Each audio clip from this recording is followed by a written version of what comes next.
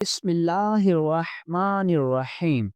السلام علیکم ورحمۃ اللہ وبرکاتہ۔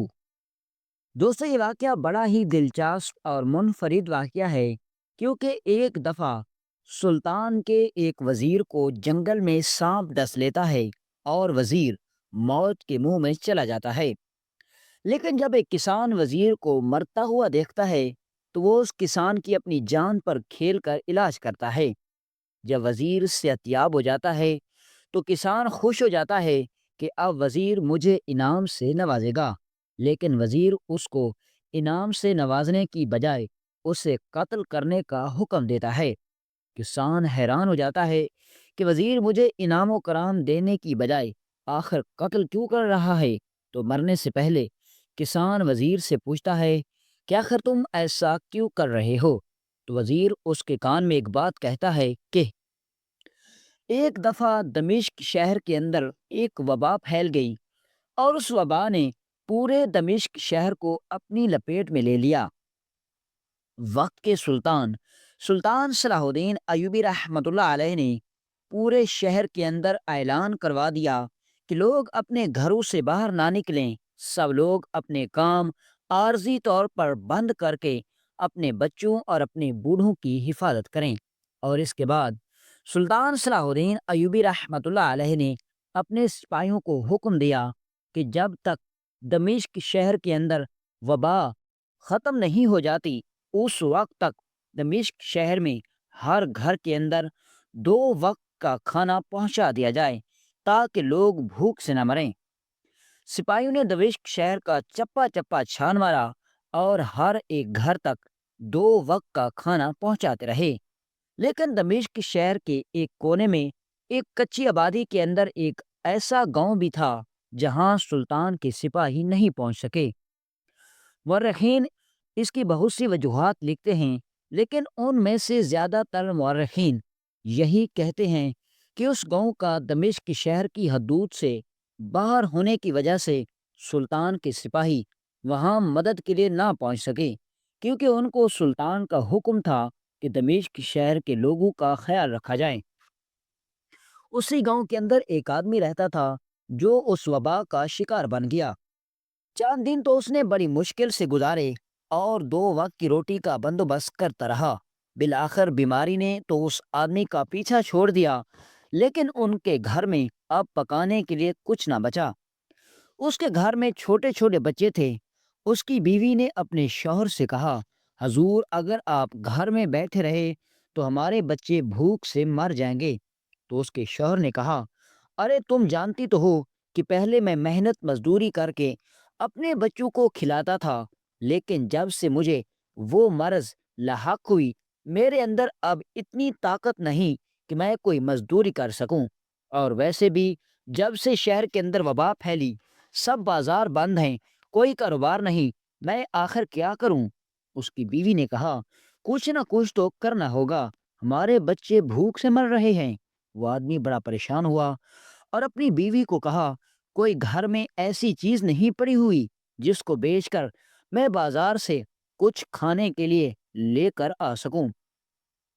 اس کی بیوی نے کہا، تم جانتے ہو ہمارے پاس کچھ نہیں ہے۔ اس کا شوہر پریشانی کے عالم میں اپنے پرانے مکان کے اندر ہر ایک چیز کو دیکھنے لگا، تو اتنے میں اس کی نظر ایک چھوٹے سے مٹکے پر پڑی جو کہ بہت خوبصورت مٹکا تھا، اور اس کی بیوی کو اس کی ایک سہیلی نے تحفے میں دیا تھا۔ شاید ان کے گھر میں ان کی سب سے زیادہ قیمتی چیز وہی خوبصورت مٹکا تھا، اور اس مٹکے کو وہ ندی کے کنارے سے پانی بھرنے کے لیے استعمال کرتے تھے۔ اس آدمی نے اپنی بیوی کو کہا کہ یہ مٹکا مجھے اٹھا دو تاکہ میں اس کو بازار میں جا کر بیچ سکوں اور اپنے بچوں کے لیے کچھ کھانے پینے کے لیے لا سکوں۔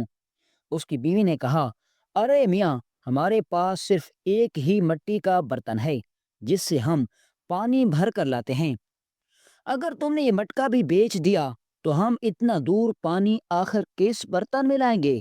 کچھ تو خدا کا خوف کرو۔ تو اس کے شوہر نے کہا، بچوں کو مرتا ہوا نہیں دیکھ سکتا، میرے پاس اور کوئی راستہ نہیں۔ لہٰذا اس آدمی نے وہ مٹکا اٹھایا اور بازار کی طرف چل پڑا۔ جب وہ دمشق کے بازار کے اندر پہنچا تو اسے اور مایوسی کا سامنا کرنا پڑا، کیونکہ بازار کے اندر اکا دکا تاجر موجود تھے اور اکا دکا ہی بس گاہک موجود تھے جو خریداری کے لیے آئے ہوئے تھے۔ اکثر بازار بند تھا۔ اب وہ آدمی بھی بازار کے نکر پر صدا لگانے لگا، اے لوگو، مجھ سے یہ مٹکا خرید لو، لوگو مجھ سے یہ مٹکا خرید لو۔ جو بھی گاہک اس کے پاس سے گزرتا اس پرانے مٹکے کو دیکھ کر آنکھیں پھیر کر چلا جاتا۔ بہت ساری دیر گزر گئی لیکن کوئی بھی گاہک اس کے پاس نہ آیا۔ آخر کار ایک گاہک اس کے پاس آیا اور اس نے کہا، ارے میاں، کیا تم یہ مٹکا بیچنا چاہتے ہو؟ تو اس نے کہا، جی ہاں حضور، میرے بچے بھوک سے بلک رہے ہیں، میں یہ مٹکا بیچنا چاہتا ہوں۔ تو اس خریدار نے اس آدمی کو کہا، اس مٹکے کا میں آپ کو صرف ایک ہی سکہ دوں گا۔ یہ سن کر اس نے کہا، ارے میاں، یہ مٹکا بہت قیمتی ہے، میری بیوی کو اس کی سہیلی نے بڑے پیار سے تحفے میں دیا تھا۔ جب یہ مٹکا نیا تھا تو اس کی قیمت 10 سونے کے سکے تھے۔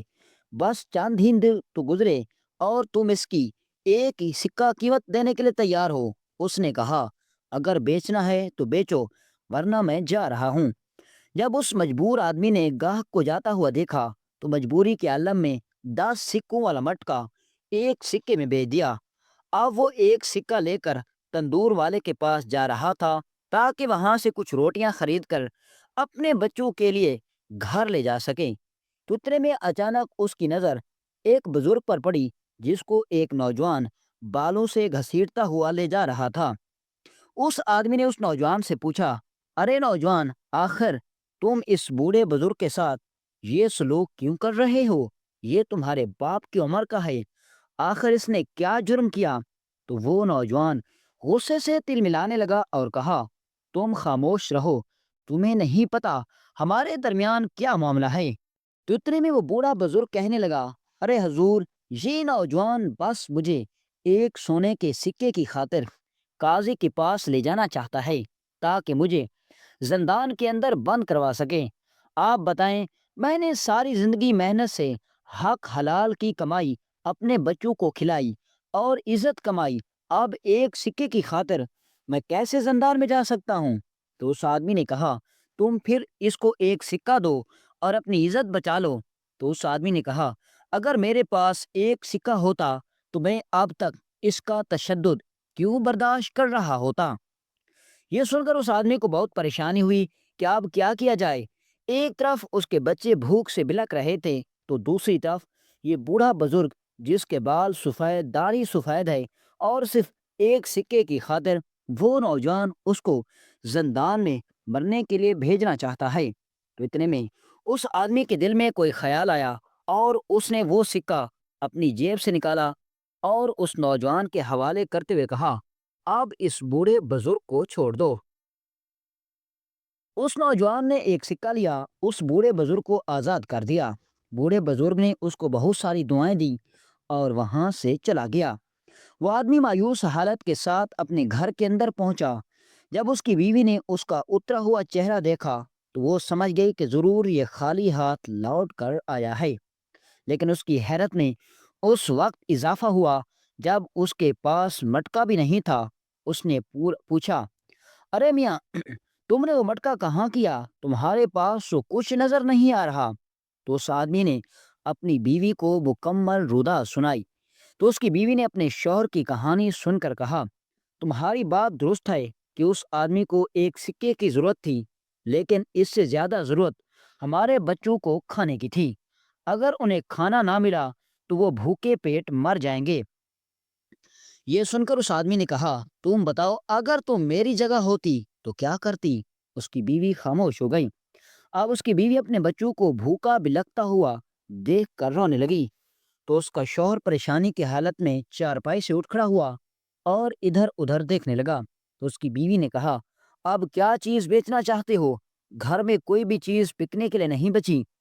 ہمارے گھر میں شاید وہ مٹکا ہی سب سے قیمتی چیز تھا جو تم نے بیچ دیا۔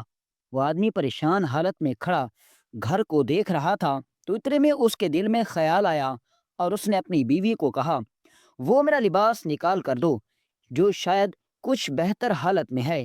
اس کی بیوی نے کہا، بچے بھوک سے مر رہے ہیں اور تم نیا لباس پہن کر کہاں جانا چاہتے ہو؟ تو اس نے کہا، میں وہ لباس پہننے کے لیے نہیں بلکہ بیچنے کے لیے تم سے مانگ رہا ہوں۔ یہ سن کر اس کی بیوی نے کہا، ارے بے وقوف، وہ تم سے خستہ حال لباس کون خریدے گا؟ اور ویسے بھی تمہارے پاس صرف ایک ہی لباس بچا ہوا ہے جو تم نے اپنے جسم پر پہن رکھا ہے، اگر اس میں بھی تو کئی پیون لگے ہوئے ہیں۔ اس کے شوہر نے کہا، میرے بچے بھوک سے مر رہے ہیں اور میں اپنے پاس لباس پہننے کے لیے بچائے رکھوں، تم مجھے وہ لباس اٹھا دو، مجھے یقین ہے مجھ سے وہ کوئی نہ کوئی ضرورت مند لباس خرید لے گا۔ اس کی بیوی نے اپنے شوہر کو برستے ہوئے آنکھوں کے ساتھ لباس نکال کر دیا اور وہ لباس لے کر بازار کی طرف چل پڑا۔ وہ بازار کے اندر صدائیں لگاتا رہا لیکن اسے کسی نے لباس نہیں خریدا کیونکہ اس کا لباس پرانا تھا۔ آخر کار تھک ہار کر وہ بازار کے ساتھ میں ایک چھوٹی سی بستی تھی، اس کی گلیوں میں چلا گیا اور وہاں جا کر گلیوں میں صدا لگانے لگا، میرے پاس ایک پرانا لباس ہے، اگر کوئی خریدنا چاہتا ہے تو اس کی رقم ادا کر دیں۔ بہت ساری دیر صدا لگانے کے بعد ایک عورت ایک گھر سے نکلی اور اس نے آدمی کو اپنے پاس بلایا اور کہا، ارے میاں، کیا بیچ رہی ہو؟ اس آدمی نے کہا، میرے پاس ایک لباس ہے اور میں اس کو بیچنا چاہتا ہوں۔ وہ عورت ایک لوہار کی بیوی تھی، شاید اس کو اپنے شوہر کے لیے ایک لباس کی ضرورت تھی، لیکن اس کے پاس نیا لباس خریدنے کے لیے پیسے نہیں تھے، لہٰذا اس نے سوچا کہ یہ لباس میرے لیے بہتر رہے گا کیونکہ میں یہ لباس آدھے سے بھی کم قیمت پر خرید لوں گی، کیونکہ ہمارے پاس تو نئے لباس کے پیسے نہیں اور میرے شوہر کو کپڑوں کی سخت ضرورت ہے۔ لہٰذا اس لوہار کی بیوی نے اس آدمی کو 2 سکے دیے اور وہ لباس خرید لیا۔ وہ آدمی بڑا خوش ہو گیا کہ میرے پاس 2 سونے کے سکے آ گئے، چلو 2 وقت کی روٹی کا تو بندوبست ہو گیا۔ اب وہ سکے لے کر بازار کی طرف چل پڑا۔ چلتے چلتے جب وہ اس بستی سے نکل رہا تھا تو بستی کے کونے پر ایک عورت ایک نوجوان پکڑے ہوئے تھی اور وہ نوجوان کہہ رہا تھا، اماں، میرا ہاتھ چھوڑ دو، اب بتاؤ میں کیا کروں؟ تو اس کی ماں کہہ رہی تھی، بیٹا، درد کی شدت نے مجھے اتنا مجبور کر دیا کہ اب مجھ سے رہا نہیں جاتا، یا تو اپنے ہی ہاتھوں سے میرا گلا گھونٹ دو یا پھر مجھے حکیم کے پاس لے جاؤ، میں یہ درد برداشت نہیں کر سکتی۔ وہ آدمی بڑا حیران ہوا کہ آخر یہ عورت کون ہے اور آخر یہ نوجوان اپنی ماں کو حکیم کے پاس کیوں نہیں لے جا رہا؟ اس آدمی سے حالت دیکھی نہیں گئی اور وہ اس بوڑھی عورت کے پاس گیا اور کہا، بوڑھی اماں، آخر کیا وجہ ہے؟ تم نے اتنا شور کیوں مچا رکھا ہے؟ تو اس نے کہا، بیٹا، یہ میرا نوجوان اور اکلوتا بیٹا ہے، میں نے اس کو بڑی مشکلوں سے پالا، یہ بچپن ہی سے یتیم ہو گیا، میں نے محنت مزدوری کر کے اس کی پرورش کی، لیکن جب یہ جوان ہوا تو آج سے 1 ہفتہ پہلے میرے پیٹ کے اندر درد شروع ہوا اور اس درد نے مجھے اتنا کمزور کر دیا کہ نہ ہی میری سانس نکلتی ہے اور نہ ہی سانس بحال ہوتی ہے۔ اب یہ درد مجھ سے برداشت نہیں ہوتا، 1 ہفتے سے اپنے بیٹے سے کہہ رہی ہوں کہ مجھے حکیم کے پاس لے چلو، مجھے اب یہ درد برداشت نہیں ہوتا۔ تو جب اس آدمی نے اس نوجوان سے پوچھا، ارے میاں، تم اپنی ماں کو حکیم کے پاس کیوں نہیں لے کر جاتے؟ یہ تمہاری ماں ہے، کیا اس کا اتنا بھی حق نہیں کہ تم اس کو حکیم کے پاس لے کر جا سکو؟ تو اس نوجوان نے کہا، ارے میاں، میں جانتا ہوں کہ یہ میری ماں کا مجھ پر بہت حق ہے، لیکن میرے پاس ایک کھوٹا سکہ بھی نہیں کہ جس سے میں اس کو حکیم کے پاس لے کر جا سکوں، اور ہمارے گاؤں کا حکیم بہت ہی سخت انسان ہے، جب تک ہاتھ میں سونے کے سکے نہیں دیکھتا وہ مریض کا معائنہ نہیں کرتا۔ یہ سن کر وہ آدمی بڑا پریشان ہوا اور اس عورت کی حالت کو دیکھ کر تڑپ گیا۔ اس نے دیکھا کہ بوڑھی عورت درد کی شدت سے تڑپ رہی تھی۔ اب وہ سوچنے لگا کہ اگر میں یہ سونے کے سکے اس بوڑھی اماں کو اس کے علاج کے لیے دیتا ہوں تو میرے بچے بھوک سے مر جائیں گے، اور اگر اپنے بچوں کے لیے کچھ کھانے کے لیے لے کر جاتا ہوں تو یہ بوڑھی عورت درد کی شدت سے مر جائے گی۔ اب وہ سوچنے لگا، پھر اس کے دل میں خیال آیا اور اس نے وہ 2 سکے نکالے اور اس عورت کے حوالے کر دیے اور کہا، اماں، جاؤ حکیم کے پاس اپنی دوا لے لو۔ بوڑھی عورت اس کو دوائیں دیتی ہوئی اپنے بیٹے کے ساتھ وہاں سے چلی گئی۔ اب وہ آدمی پھر سے مایوس کن حالت کے ساتھ اپنے گھر لوٹا۔ اس کی بیوی نے دیکھا پھر سے وہ خالی ہاتھ آ رہا ہے تو پھر سے اس کی آنکھوں میں آنسو آنے لگے، اور پھر اس نے اپنے شوہر سے پوچھا، بتاؤ اس مرتبہ کیا ہوا؟ تو اس کے شوہر نے اپنی بیوی کو سارا ماجرا بیان کر دیا۔ اس کی بیوی نے پھر سے اپنے شوہر کو کوسنا شروع کر دیا، میاں تم کب تک نیکی کرتے رہو گے؟ اپنے بچوں کو مرنے کے لیے چھوڑ دو گے؟ اس کے شوہر نے کہا، بتاؤ اگر تم میری جگہ ہوتی تو کیا کرتی؟ اس کی بیوی پھر سے خاموش ہو گئی۔ اب وقت گزرتا رہا، اس کا شوہر اپنے بچوں کو مرتا ہوا اپنی آنکھوں سے دیکھ رہا تھا۔ اس کے بچے بھوک سے نڈھال ہو چکے تھے اور بستر مرگ پر جا چکے تھے، اور وہ اپنے بچوں کی آخری سانسیں اپنے ہی آنکھوں سے دیکھ رہا تھا۔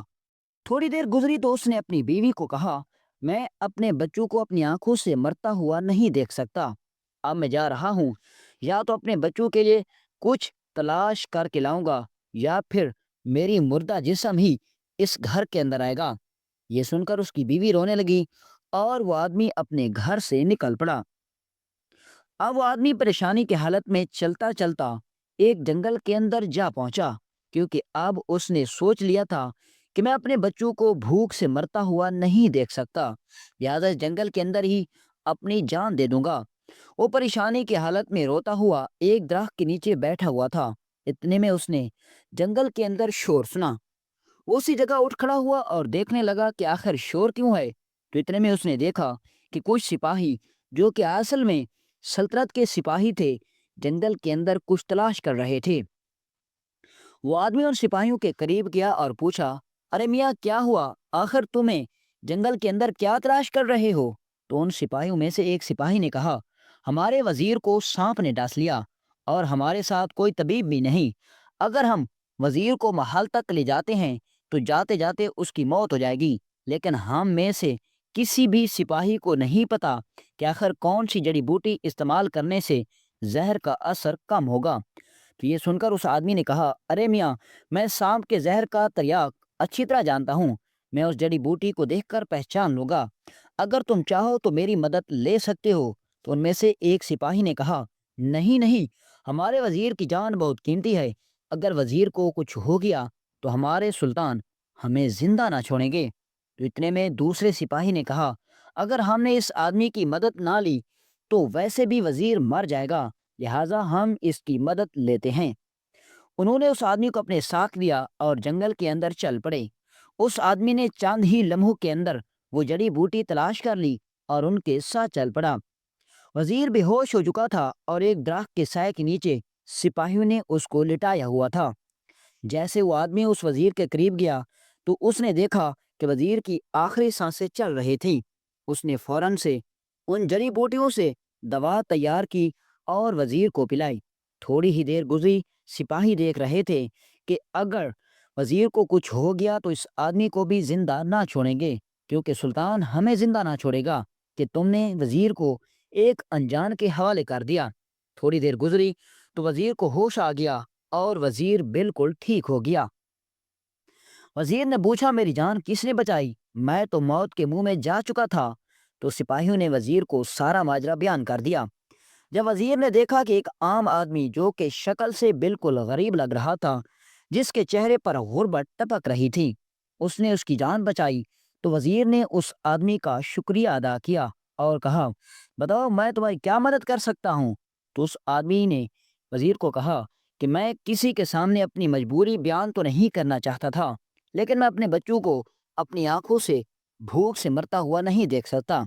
یہ سن کر وزیر نے کہا، تم بتاؤ آخر مسئلہ کیا ہے؟ تو اس آدمی نے وزیر کو ساری صورتحال سے آگاہ کیا اور بتایا کہ میرے بچوں کو اگر کھانا نہ دیا گیا تو وہ بھوک سے مر جائیں گے۔ یہ سن کر وزیر نے سپاہیوں کو حکم دیا اور سپاہیوں نے اسی وقت اسے ایک تھیلی سونے کے سکوں سے بھری ہوئی تھما دی۔ اتنے زیادہ سکے دیکھ کر وزیر خوشی سے پھولے نہ سمایا۔ اتنے زیادہ سکے دیکھ کر وہ آدمی خوشی سے پھولے نہ سمایا اور وزیر کے ہاتھ چومنے لگا۔ تو وزیر نے اسے کہا کہ تم نے میری جان بچائی، یہ میرے چند سانسوں کی بھی قیمت نہیں، میں تو تمہارا مقروض ہوں، اگر زندگی میں کبھی تمہیں کسی چیز کی ضرورت ہو تو فوراً میرے پاس آ جانا، میرے سپاہیوں نے تمہیں دیکھ لیا ہے، یہ تمہیں میرے پاس لے آئیں گے۔ اس آدمی نے وزیر کا شکریہ ادا کیا اور وہ آدمی بازار کی طرف چل پڑا۔ وہ بازار کے اندر پہنچا، اس تھیلی میں سے چند سکے نکالے اور اپنے بچوں کے لیے کھانا خریدا، اور اس کے بعد اپنے گھر پہنچا اور جا کر اپنی بیوی کو سارا ماجرا بیان کیا۔ بیوی نے فوراً ہی اپنے بچوں کو کھانا کھلایا۔ کھانا کھلانے کے بعد انہوں نے جب تسلی سے بیٹھ کر وہ سکے گنے تو اس تھیلی کے اندر 500 کے لگ بھگ سونے کے سکے تھے۔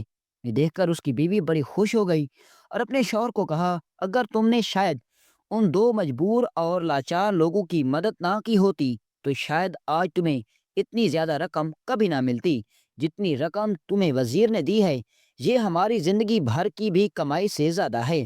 اس کے بعد اس آدمی نے ان سکوں سے کاروبار شروع کر دیا اور وہ بازار کے اندر تجارت کرنے لگا۔ وقت گزرنے لگا اور وہ چند ہی سالوں کے اندر اندر بازار یعنی کہ دمشق شہر کا امیر تاجر بن گیا۔ ایک دن وزیر اپنے سپاہیوں کے ساتھ دمشق کے بازار کے اندر چکر لگا رہا تھا تو اچانک اس کی نظر ایک آدمی پر پڑی جو بڑا ہی شاہانہ طریقے سے بازار کے اندر ٹہل رہا تھا اور بہت سارے سپاہی اس کے ساتھ موجود تھے۔ جب وزیر نے اس کو غور سے دیکھا تو اپنے سپاہیوں کو کہا، کیا تم اس آدمی کو پہچانتے ہو؟ تو انہوں نے کہا، جی ہاں حضور، یہ وہی آدمی ہے جس نے جنگل میں آپ کی جان بچائی تھی۔ وزیر نے فوراً اس کو سپاہیوں کو اشارہ دیا۔ سپاہی فوراً اس تاجر کے پاس گئے اور اسے بتایا کہ وزیر آپ سے ملنا چاہتا ہے۔ جیسے اس نے وزیر کا نام سنا، وہ فوراً دوڑتا ہوا وزیر کے پاس آیا اور وزیر کا شکریہ ادا کرنے لگا۔ وزیر نے پوچھا کہ ایک وقت تھا کہ تمہارے پاس 2 وقت کی روٹی نہیں تھی اور آج تم اتنے بڑے تاجر کیسے بن گئے؟ تو اس نے کہا، حضور، جو آپ نے رقم دی تھی میں نے اس رقم سے چند دنوں کے لیے اپنے بچوں کا اناج خریدا اور اس بقیہ بچ جانے والی رقم سے میں نے بازار کے اندر کاروبار شروع کر دیا، لیکن میں نہیں جانتا تھا کہ اتنی رقم سے شاید میرا کاروبار اتنا بڑھ جائے گا اور میں چند ہی دنوں کے اندر اتنا امیر کبیر تاجر بن جاؤں گا۔ میرے کاروبار میں برکت ہوتی گئی اور اتنی برکت ہوئی کہ میری سمجھ میں نہیں آ سکا، اور بس ہر اے دن میرا کاروبار بڑھتا جا رہا ہے۔ یہ سن کر وزیر بڑا خوش ہوا اور بہت دفعہ اس نے اس بات کا ذکر وقت کے سلطان صلاح الدین ایوبی سے بھی کیا، اور کہتے ہیں کہ پھر وہی آدمی جس کے بچے 2 وقت کی روٹی کے لیے بھوک سے مر رہے تھے، وہی آدمی سلطان صلاح الدین ایوبی جیسے عظیم سلطان کی محفلوں میں بیٹھا کرتا تھا۔ دوستو، امید ہے کہ آپ کو یہ دلچسپ واقعہ اچھا لگا ہوگا۔ اگر آپ کو یہ واقعہ اچھا لگا ہو تو اپنی قیمتی رائے کامنٹ باکس میں ضرور دیجیے اور ہمارے چینل کو بھی سبسکرائب کیجیے گا۔ ملتے ہیں انشاءاللہ نیکسٹ ویڈیو میں ایک دلچسپ اور منفرد واقعے کے ساتھ۔ اجازت دیجیے، اللہ حافظ۔